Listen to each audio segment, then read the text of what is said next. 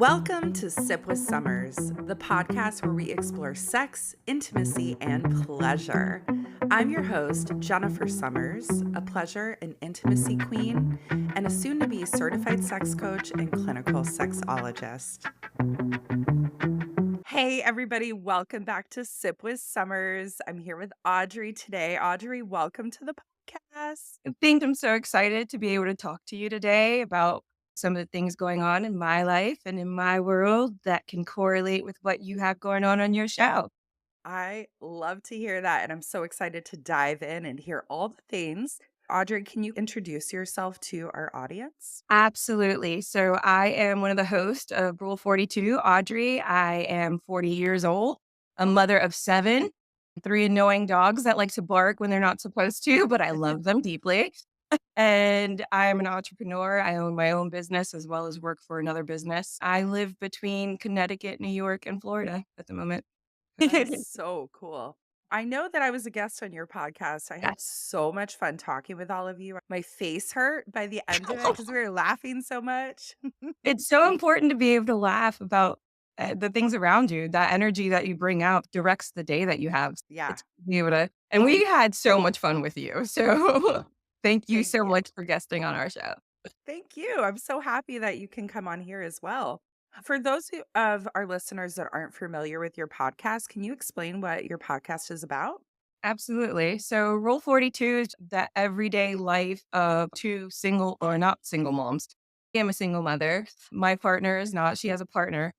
We have multiple children, and we talk to females about what's going on in their lives and bond. So we pretty much go through anything and everything that goes on in life, from various sexual relationships that people have had, whether it be polygamist or incest. We've had people come on that do shows more geared towards true crime. So it's pretty much any aspect of life. It's just everyday people and their amazing lives, because you'd be surprised where people have come from and what they've gone through. So, Audrey, you told me you have 7 children. Wow. What's the age range of your kids? My oldest is my stepson, and he is 23. Okay. Then I have my daughter who's 18, a 17-year-old daughter, a 13-year-old son, a 10-year-old daughter, a 5-year-old son, and a 2-year-old son. How do you get anything done in life? They pushed me to be able to get anything done in life, because when I first started having kids, I had nothing. Like, no money. I was literally a stripper when I got pregnant for the first time. And I wanted better. And then the more kids I had, the more you get pushed to do better, because now you have another mouth to feed. I just went from the Georgia and the Bronx and kind of moved around all over the place, and then was able to buy a house in Connecticut for my kids. They pushed me to do better. I would have to drop them off at school early. Thank God there was a teacher that took pity. Every Friday I had a meeting that I had to get to at an office that was an hour away from my house where we lived. And their school didn't open until 7:30, and my meeting was at 6 or 7. No, it was at 7 a.m. So I would have to drop them. I would literally drop them off at 6:15 and fly up there. Wow. Fly. And there was a teacher that would get there at 6:20. She would actually let them in her classroom until school started. It So takes a village. it takes a village, and people do not. My neighbor ended up pitching in at some point, and I have my oldest daughter is on the spectrum, and she would take her to school for me when she started to find out what was going on. I started working for Frito, and I had to wake up at 2 o'clock in the morning to be at the warehouse at 3 a.m. My daughter would actually cause her problems, like start crying outside her car, and she never gave up. Like, she knew that it was something I needed. So it totally takes a village. I'm so happy for you that you had that person in your life that could help you when you were down. We all need help sometimes. We do, and I try my best to be that person for others in my life now, because it was so vital to where I am that I had people by my side. Mm. They were just there to help make things as easy as possible in their way. So, besides being a kick ass mom, what are some other things that you feel a lot of pride about in your life? Um, Other than my motherhood, definitely the lifestyle that my children have. So I had a very unusual or I'm finding out the more that I talk about it, the more people actually have gone through a lot of the things that I have. I was sexually assaulted when I was 4 and I was adopted when I was 10. Um, I just didn't ever feel like I belonged or had anything that was my own. So when I started having kids, one of my priorities was I wanted them to have their own home. And that became my goal. I got there. I bought a house by myself. I did it. Yes. And I couldn't believe it. You set these goals and you set these expectations for yourself, and you don't always think that they're really going to happen. They just seem like dreams. I made this vision board and was like, this is what I want for my kids. This is the lifestyle that I want. I want to be able to travel without stressing out. I Mhm. want to be able to wear whatever I want without having to look at a price tag. And I don't ever want my kids to have to say that they're hungry, ever. I got there. I am very, very proud of myself for being able to do that because I did it as a female by herself. That is such a testament to your courage, your will, your determination, Audrey. Thank you. I love it. I have chills. You're getting me so excited. I'm curious, what kind of messages did you receive around sex, intimacy, and pleasure when you were growing up? So, growing up with my biological parents, sex was something that you didn't discuss, which is really weird since I had been assaulted at such a young age. I wasn't allowed to sit on men's laps. And it was something that was very, very, my father was so strict about it.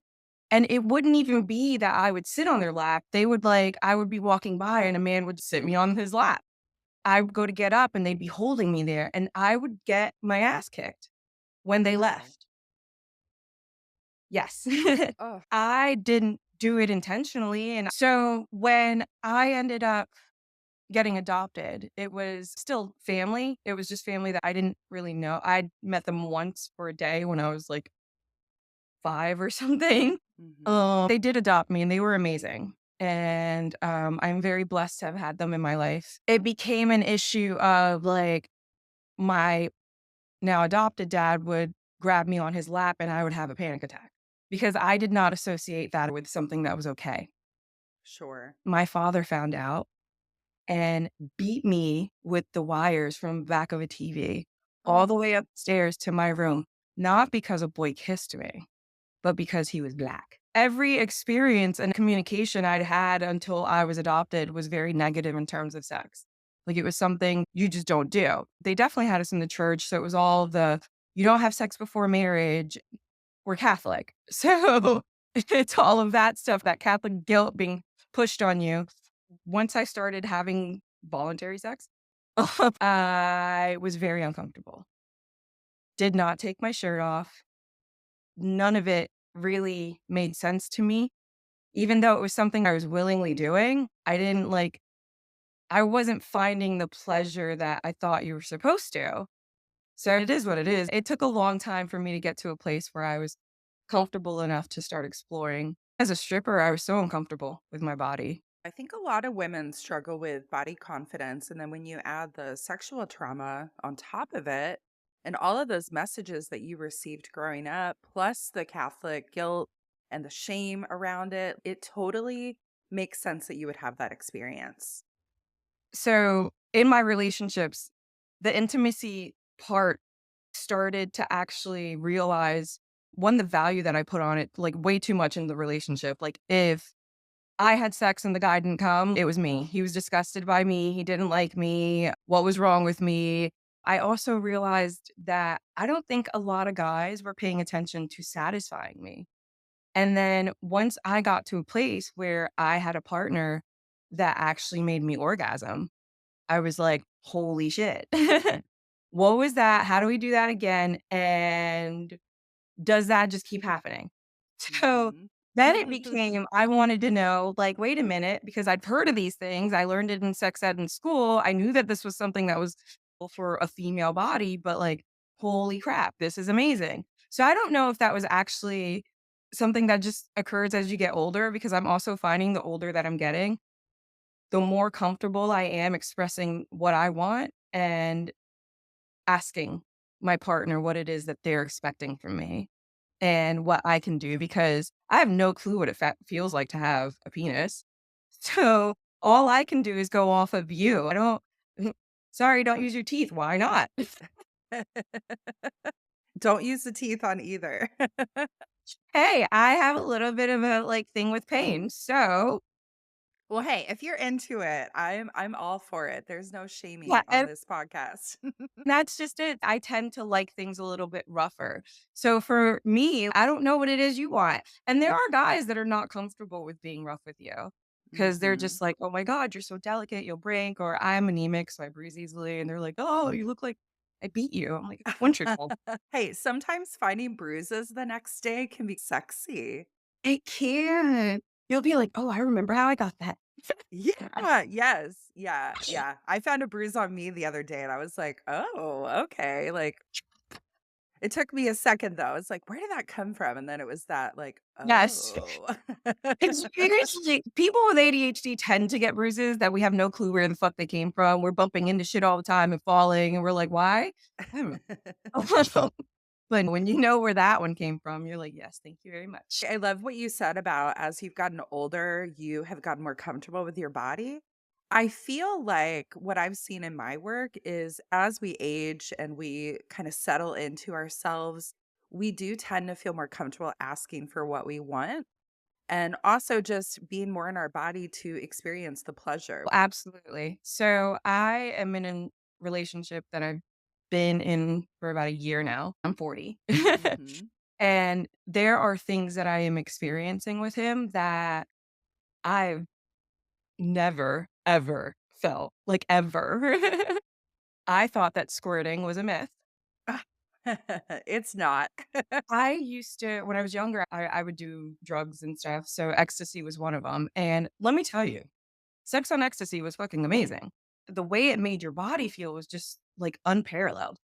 And then I've had so I don't do that anymore, but I have had, like, intimate moments with my current partner where I've literally come out of it and been like, "Holy shit, I just felt like I was on ecstasy." Wow.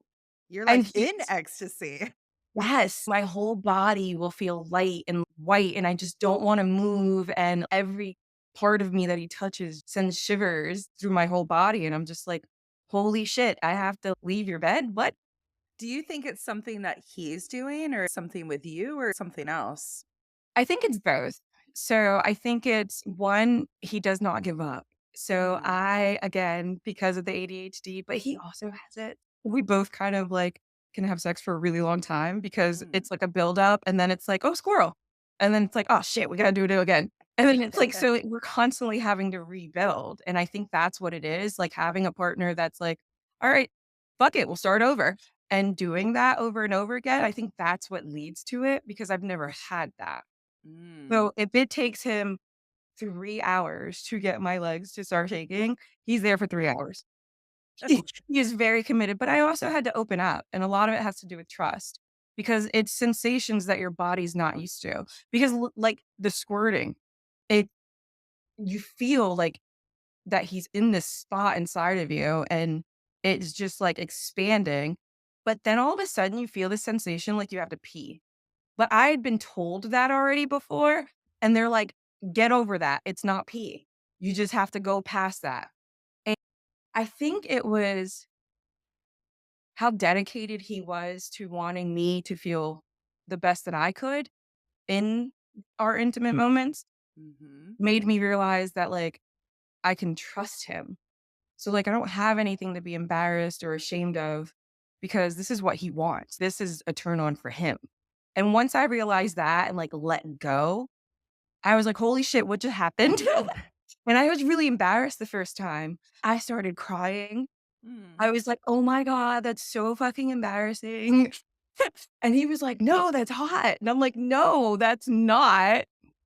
And he's like, "Did you feel good?" And I was like, "Well, yeah." And he was like, "It made me feel good." So, like, What's wrong with it? And I'm like, because it's so embarrassing. I'm over it. Yay! Congratulations. Thank you. And now it's just fucking amazing. So Yeah. I think it's very normal to feel uncomfortable because, like, there's all of these messages out there that say squirt is pee and you're peeing on your partner. There's such a lack of sexual health education in this country. I think a lot of people have similar experiences to you growing up where there's like shame around sex, it's not talked about. This idea of like you have to be pure and virginal until you get married and then you can go be a porn star. But really, once you get to a level of trust and communication with your partner and that relax and that comfort, I do think it's easier to let it go figuratively and literally. and partner, we were together for 12. Okay. So I felt too much like I was being identified as nothing other than a mother. Like that was my whole identity. Like everything I was doing was just a mom. Like everything about my life was just didn't matter anymore. And I would approach him because I started feeling disgusting about myself. How are you 15 years older than me? We come home from a party and I want to have sex and you're telling me no thank you. We have a child. You haven't kissed me since she was 6 months. She's 5 years old. Wow. Why are we doing? And people were like, well, you guys kept having children. I loved him. And I thought that by communicating with him what my needs and what not having them met was doing to me would change the dynamic of everything because the sex was fine. Sex was great, but we weren't having it. So, and for whatever reason, when we did, I'd get pregnant. Oh, And then that became his excuse. But then it's like, all right, well, they'll go get a vasectomy or use a condom or like there's other things, but like simply dismissing me, I am still a woman. I have those needs. And if I'm with someone, there's someone in my bed every night. Why are they not being met? mhm. So Yeah. it just, but in his narrative, I'm a cheater because I told him that I felt like we needed to have an open relationship after multiple communications that I wanted more sex. Mm. He was like, whatever, do whatever you want. I came back up to him because I felt like he didn't understand. It was like, that means I'm going to start having sex with other people. And he's like, just don't get pregnant. And I was like, well, okay. And then I started talking to somebody. I wouldn't consider that cheating if you had a conversation. He swears I cheated on him because he was just kidding. I dated a guy once who would make jokes that were not jokes, and I I forever was like, "I don't know what the fuck is right or wrong here." had a friend that said the best way to get away with something is by telling the truth because half the time people don't believe the truth. People believe what they want to hear. Perception is reality, right? Yes. I wanna know, based on the messages that you received around sex when you were a child, how do you talk to your kids about sex now? I'm open with them about it. I have been in relationships with females as well as males. My children are fully aware of that. I encourage them to come to me with anything that they want to know about sex. If they have a question and not to feel uncomfortable, they do, and they will. The boys, I don't know how to have that conversation with because I don't know what they go through. I just know what I've been told they go through. My teen son doesn't live with me, he lives with his father and his grandparents. So I don't know what to expect either with my 5-year-old and my 2-year-old. I feel very uncomfortable asking my 23-year-old son, can you tell me from your personal experience what I should expect? Because I really don't think he would feel comfortable talking to me about that Have you had a sex talk before? with the whole family. Well, with the 23-year-old specifically. We've had talks about relationships that he's been in, but never intimate details. I met him when he was 8. Mm. I've been in his life since he was little. So there are things that I know about him that I probably wouldn't if I hadn't met him so young. But I think that if he really needed to ask something, he would ask me. Yeah. I don't think he would ask his dad, but I think he would ask me. I think that with kids and sex, the best thing you can do is just let them know that you're a trusted person that is not going to judge them and that they can come to you and just, kind of leave it at that, right? Like, I'm Yeah, here if you need me. Audrey, what brings you pleasure in your life, sexually or otherwise? my life that's sexual is definitely my partner. It's amazing. Guys, it matters when you pay attention because I didn't even know that orgasms could last that long. Like, there are times when I'm like, I don't think it's ending. Can you please just stop for a second? Because my body can't physically take anymore. Like, yeah, yeah, he is very good there. And the other things that bring me pleasure are definitely cars. I love cars. What's I your love favorite kind of cars. car? Anything fast. I joined this car club, and you basically get to use other people's super high-end cars. And when I say high-end, I'm talking like Lamborghini, Ferrari, Rolls-Royce, Bentley, McLaren. I love getting in those. I love the way they feel. I just love cars. We were talking about your partner and your pleasure. It really made me think about men that really focus on another woman's pleasure if they're in a hetero relationship. I have dated men who would make me orgasm one time and then think, we're good. Done. I'm done, you know?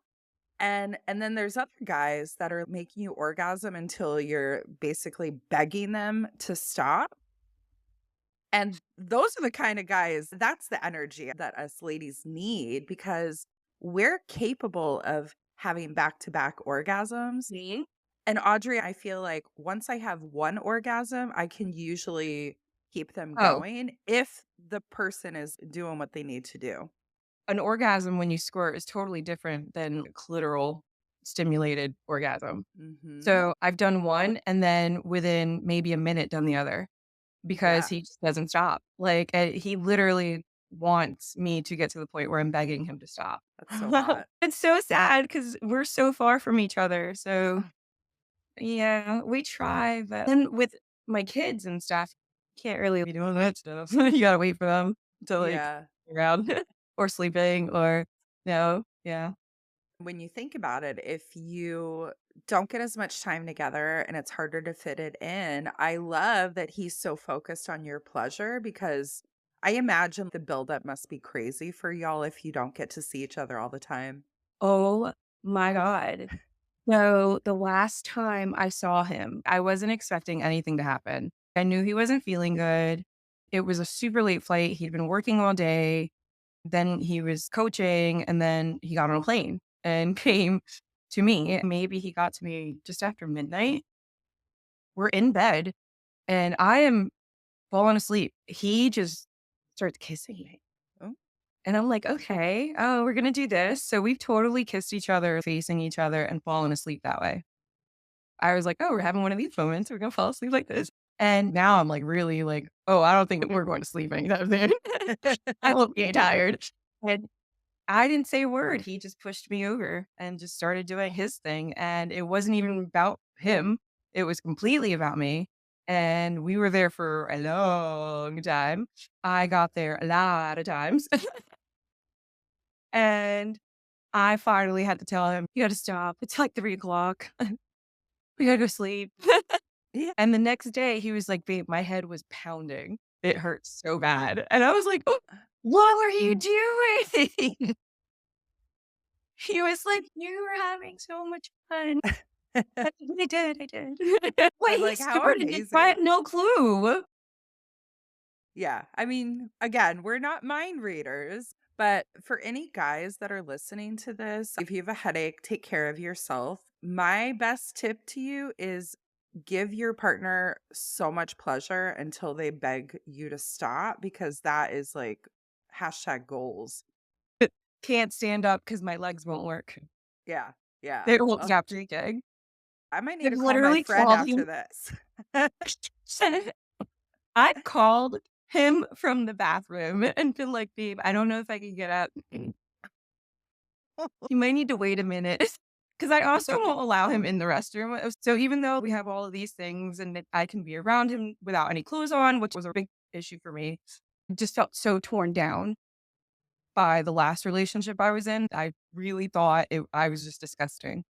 Hmm. Um, so we got into this very comfortable situation, but I still have my boundaries. My bathroom is my bathroom time, whether I'm using it or I'm taking a shower. I do not need to shower with you. It fucking sucks. especially when there's one fucking shower head. Like, Yeah. you have your alone time while I'm my alone time, and I will respect you the same in return. So there are boundaries that I've set that are probably more about insecurities. Um, Mm-hmm. but he respects them, so How do you find yourself enforcing your boundaries? I don't have to. Once I've put up a boundary with him, he doesn't push it. Mm. He respects me. So, and I respect him. It's not like he doesn't have his own boundaries that he's set, but we're so like-minded that we understand where they're coming from. We understand that it's not like, I'm not telling you what to do or what you can and can't do. This is just my experience with when these situations occur Mm-hmm. in previous relationships. Rather than make each other feel uncomfortable, we just don't engage in that type of behavior because it's a mutual respect and a mutual understanding of the pain that not being able to communicate with your partner causes. Yeah. It's very real. It, Talk to a lot of women that struggle with boundary setting. So that was why I asked you because it made me curious about like how are you enforcing these? But it really sounds as if it boils down to communication and trust. Is that right? yeah, it's respect. We Hmm. mutually respect each other and put each other in a place where, I understand the boundaries. Yes, we communicate thoroughly. I am an over communicator. So it's not just like, okay, well, I don't like this. It's I don't like this and this is why, because it makes me feel XYZ. If you have this expectation of me, I have the same of you because what's good for the goose is good for the gander. So there are times that he'll bring up things like, look, we have our problems. He will say, we went to this place and there was a girl he's taller than me. You really can't see me if I'm standing behind him, like at all. I just disappear. So there were this group of girls that were in front of us at this event that we went to, and you can't see me. I can hear one of them talking to him. It is like, he's an attractive guy. Like I would, die. She didn't just stop at talking to him. He has a lot of tattoos on his arm. She started touching the tattoos. Now I'm like, interesting. I don't say a word because, as far as I'm concerned, not only did she disrespect me, he disrespected me by allowing it. Mm. He could tell I was mad about something, but not what. We were at a comedy show or whatever. We left. We get in the car and he goes, are you going to tell me now?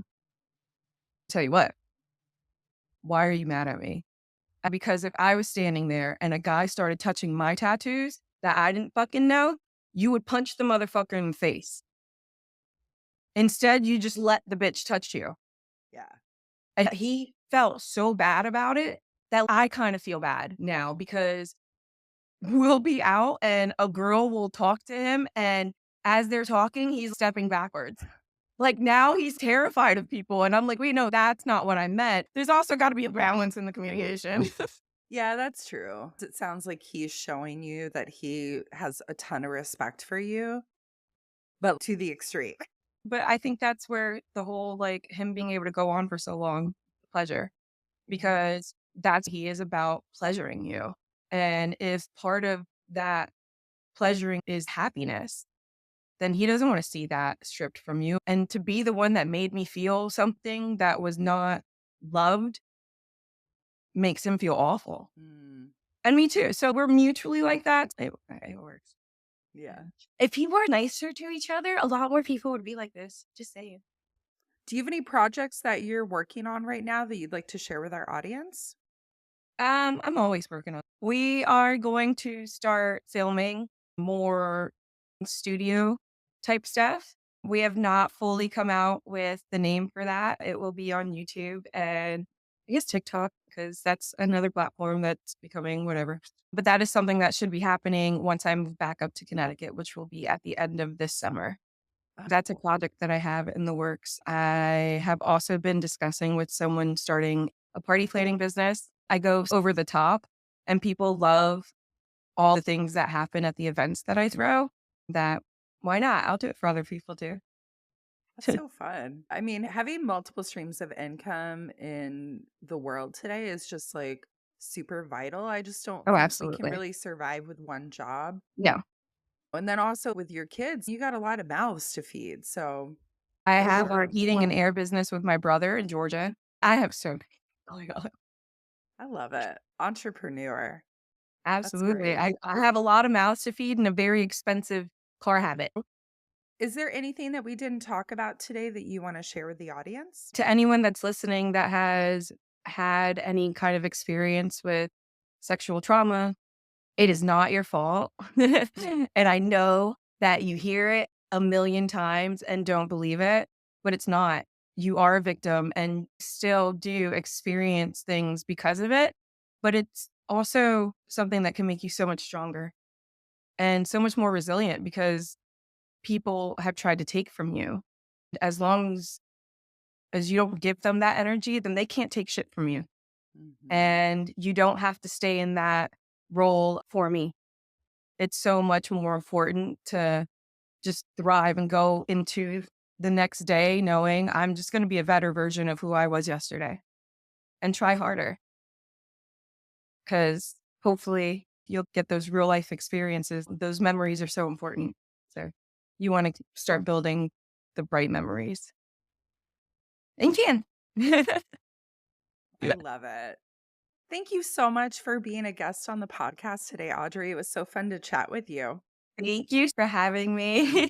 I'm definitely feeling excited based on our conversation. I may need to Well, I make a hope I phone hit like call. the man, is there anything else? I can't even think. Oh, okay. I have one. I got one that I totally forgot about. So I'm Yeah. also very adventurous. So like it's not just like a you show up in your clothes type of thing, or I'm talking like complete role play. Oh, okay. So I do the whole costume change. I will put on a totally different persona. I will be totally different in the bed. Like, I don't just wanna be in a bed. We have Googled what type of car is the best car to have sex in. What is the best car to have sex in? Did you know that it's a Jeep Wrangler? And no, it's Really? not, because that's what we were that it was cold and we couldn't take the top down, and we were very obviously on the side of the road. We figured we were like 10 minutes from home, we could wait. Yeah. We I research don't think it. I've even been in a Jeep before, but I did have sex in a Honda Civic in 1999. I don't recommend that. It was very tight. Well, we made it home, but I don't know how these people are doing it because we were in a Jeep Wrangler. That's too I would funny. like new recommendations on the best car to have sex in. Yeah, let us know in the comments. This is a very vital question because how many times do you end up giving a blowjob in the fucking car? And then it's like, well, now I'm turned on too. So this needs to have some type of different ending. So I need to know what car I need to be in whenever that happens. All right, listeners, let us know. And Audrey, I'll let you know when we Yes. Thank find you so out. much. Thanks again for your time, Thank Audrey. I'm going you. to have all of Audrey's information in the show notes. You can check out our podcast and everything else. We look Thanks for forward being to a it. guest on Sip with Summers. Thank you for having me.